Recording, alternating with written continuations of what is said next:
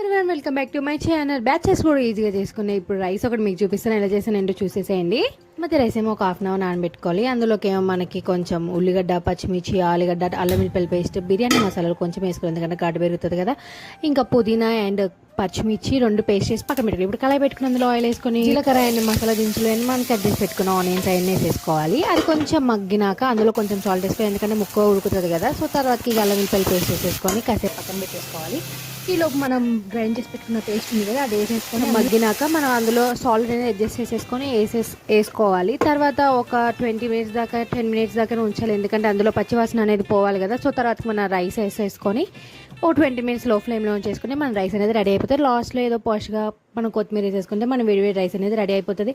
అందరూ చూస్తున్నా కానీ సబ్స్క్రైబ్ మాత్రం చేయాలి. లాస్ట్లో ఒక లైక్ అండ్ సబ్స్క్రైబ్ చేసి సబ్స్క్రైబ్.